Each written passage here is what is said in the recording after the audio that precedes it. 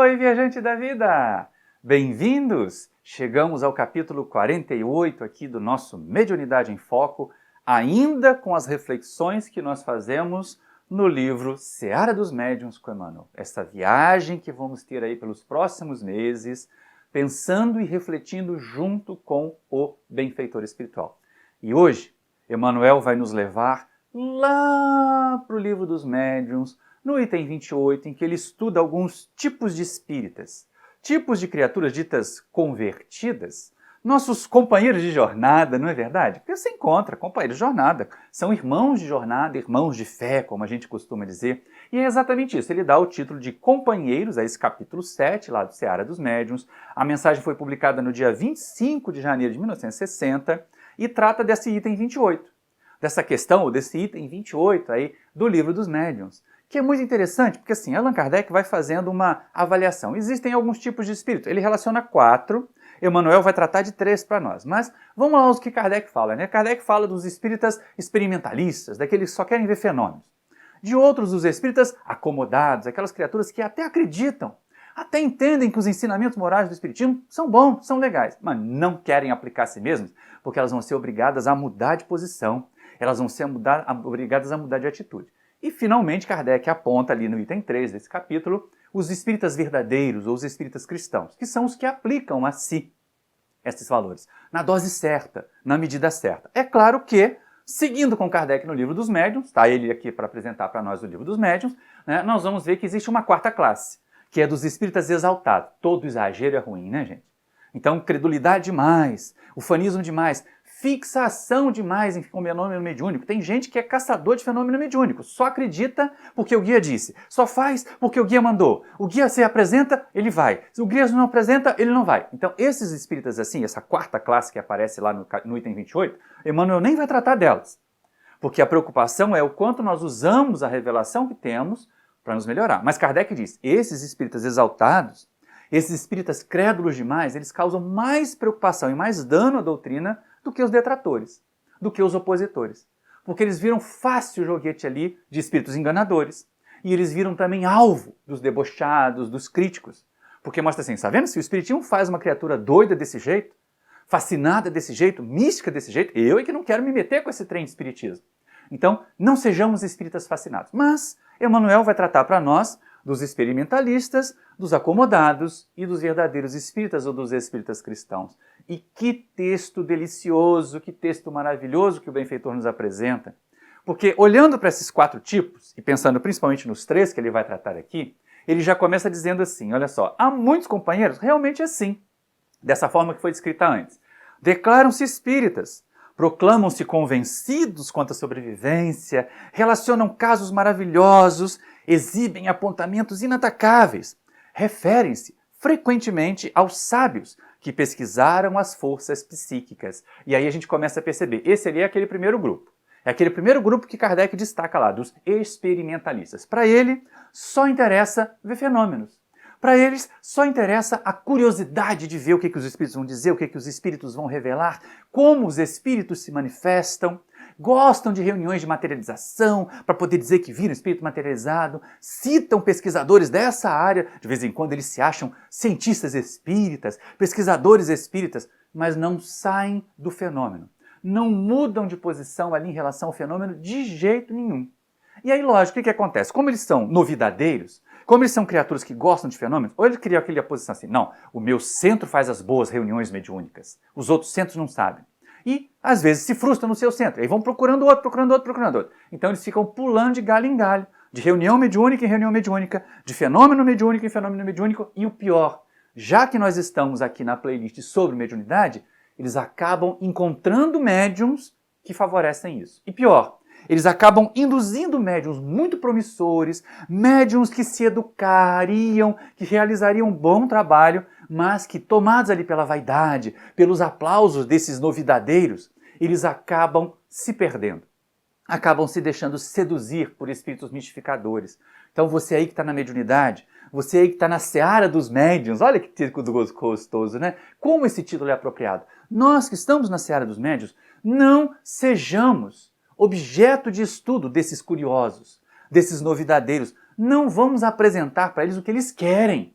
Mas vamos usar a mediunidade que nós temos, essa faculdade que nos foi presenteada para o nosso progresso, para mostrar às criaturas o que elas precisam, para realizar o progresso que nós precisamos. Porque senão nós vamos ficar aqui, ó, que nem esse que Emmanuel vai citar agora. Andam de experiência em experiência. Fitam médiuns como se vissem animais raros, criaturas diferentes. Não alimentam dúvidas quanto aos fatos inabituais no seio da própria família, mas desconfiam das observações nascidas no lar de outrem. Dão uma de Tomé, né? Ah, só vendo para crer. Mas aí se não viu, não acredita. E você está dizendo que o espírito apareceu lá? Não, esse espírito manifesta aqui no meu centro, no meu grupo. No seu ele não vai não. Como se fosse em exclusividade. Já imaginou o pessoal ficar brigando? É o meu mentor, ele só se manifesta para mim? Não vai se manifestar para você? Não é desse jeito. Então esses novidadeiros, essas criaturas que acabam se misturando lá com as outras, elas não são de muita utilidade não. E nós que somos trabalhadores da mediunidade, não deveremos, como dizia um bom jornalista passado, bater palma para maluco dançar. Oferecer para essas criaturas essas novidades que elas querem. Ao contrário, sejamos médiuns comedidos, sejamos médiuns mais recatados. Se alguém chegar, ah, você é médium, tá vendo um espírito aqui? Mesmo que esteja, não é reunião mediúnica. Diga que não. Tá mentindo não. Porque na verdade basta a gente mudar de sintonia que a gente não vai ver, né? Porque as pessoas vão querer que você descreva o espírito, vão ficar imaginando se é um parente desencarnado, se é um obsessor, porque o povo adora ser seguido por obsessor também para justificar as besteiras que faz. Então, atenção médiuns. Atenção médiuns iniciantes, atenção médiuns trabalhadores antigos. Não sejamos daqueles que vão fornecer aos curiosos, aos novidadeiros, os instrumentos para eles continuarem curiosos, novidadeiros e não fazerem nada. E não mudarem de maneira nenhuma de posição. Porque senão eles vão acabar chegando naquela segunda observação. Eles até percebem, nossa, vi tantos experimentos, vi tantas mensagens, deve ser muito sério esse negócio de espiritismo, mas eu não tenho uma vontade de mudar nenhuma. Para que eu vou deixar de tomar aquela minha biritinha todas as vezes que eu quero fugir da realidade, se lá a gente está percebendo os espíritos convocando a gente para a lucidez? Não é verdade? Para que eu vou deixar de ser fofoqueiro, falar coisa errada, mandar fake news nas redes sociais, se os espíritos estão recomendando que eu seja mais verdadeiro?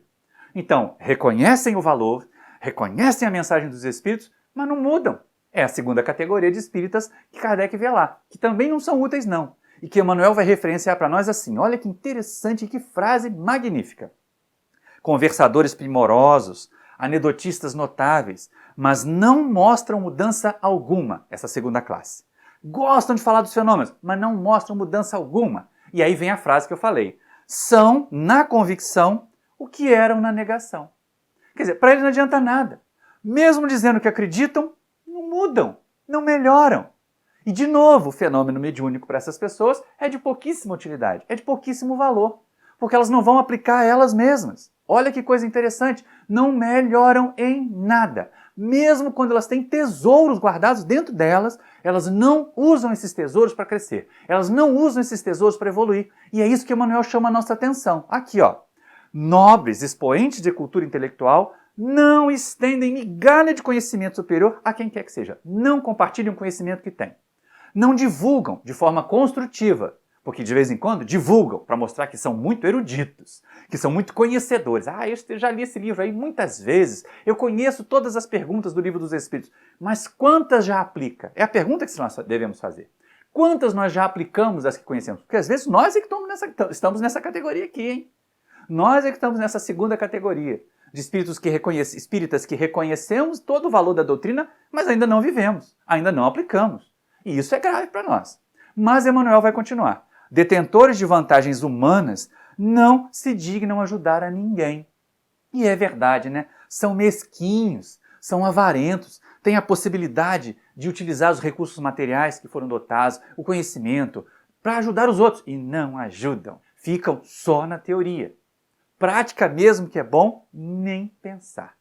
E essa é gravíssima. Mas, para nossa felicidade, porque Emmanuel é mensageiro do Consolador e não é um pregador, Emmanuel não vem aqui dizer que é tudo ruim, que a gente tem que ficar sofrendo, colocar a gente lá numa cruz, bem de cabeça para baixo, até que nem fizeram, como dizem com Pedro.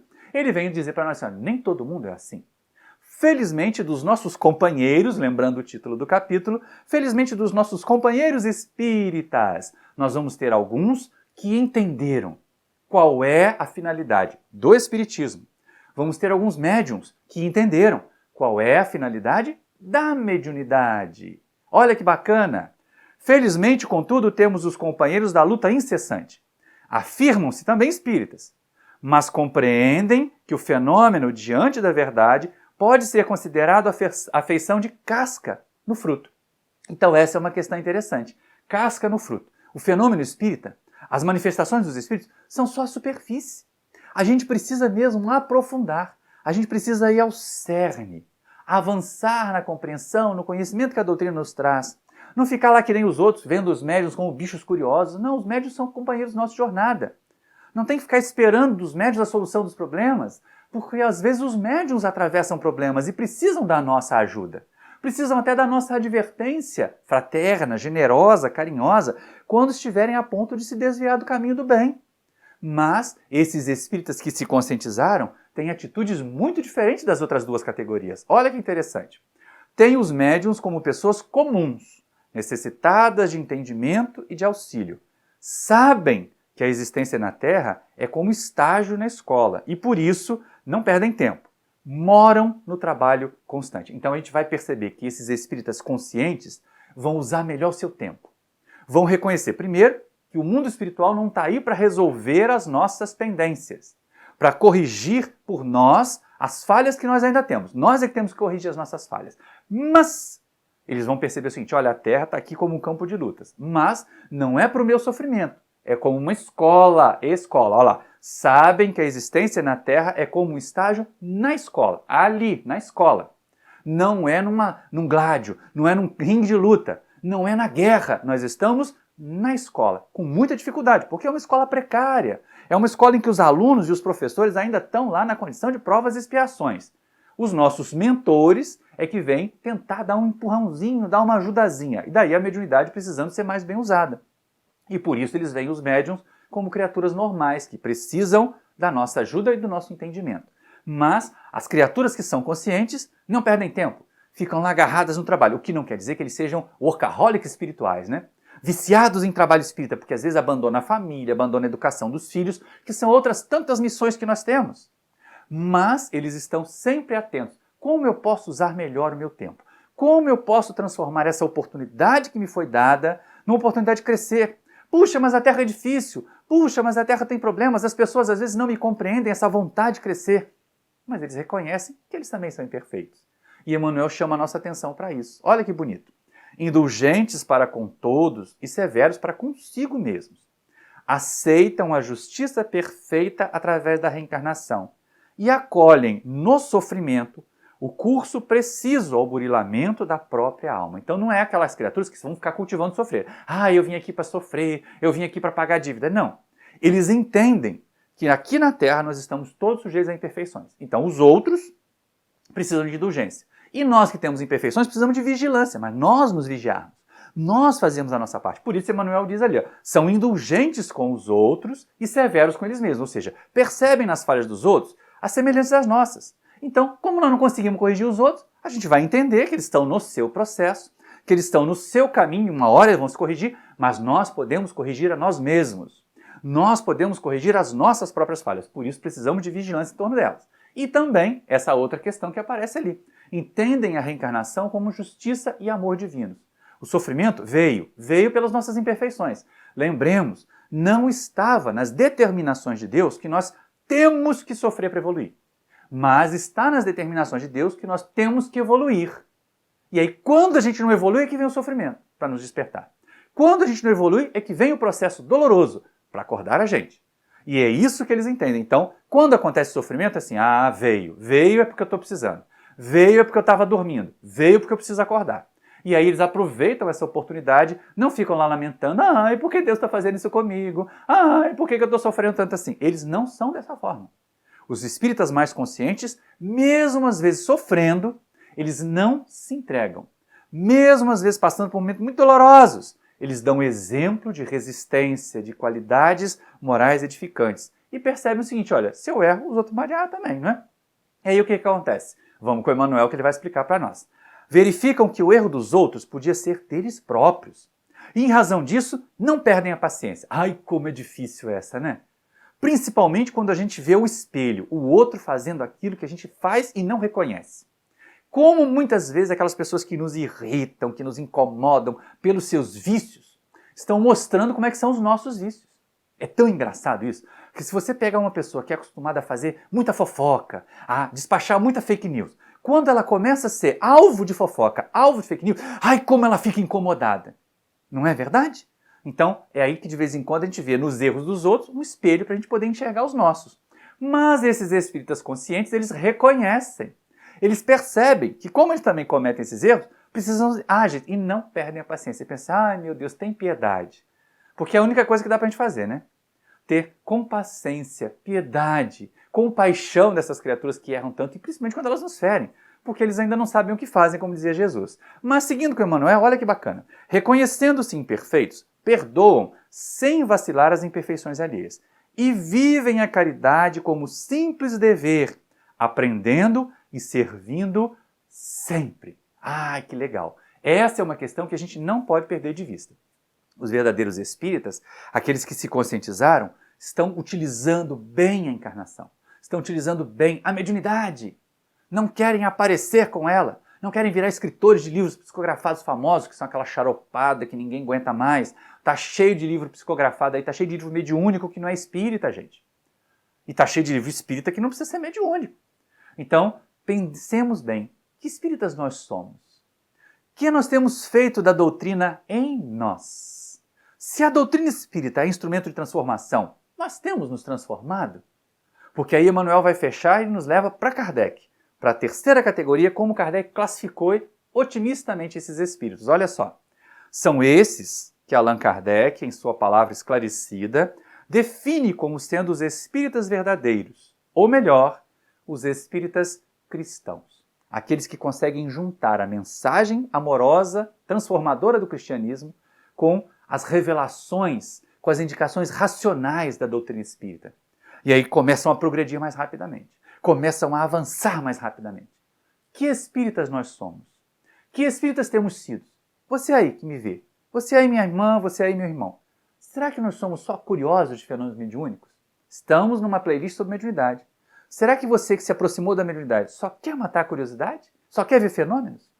Será que você que se aproximou da doutrina espírita acha muito interessante, mas para você não é assim? Você se dá o direito de ainda cometer os seus errinhos e achar que está tudo bem, que está tudo normal, sem fazer esforço para melhorar, o que é diferente?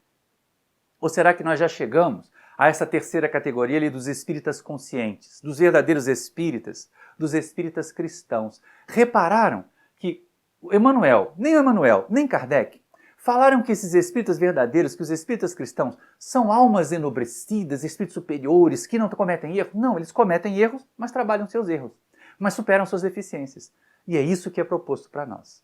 Reflitam, vamos pensar juntos, vamos usar essas próximas 2 semanas de intervalo aí entre os capítulos do Mediunidade em Foco, entre a nossa abordagem de Emmanuel ali no Seara dos Médiuns, para a gente poder considerar que espírita eu tenho sido, que médium eu tenho sido.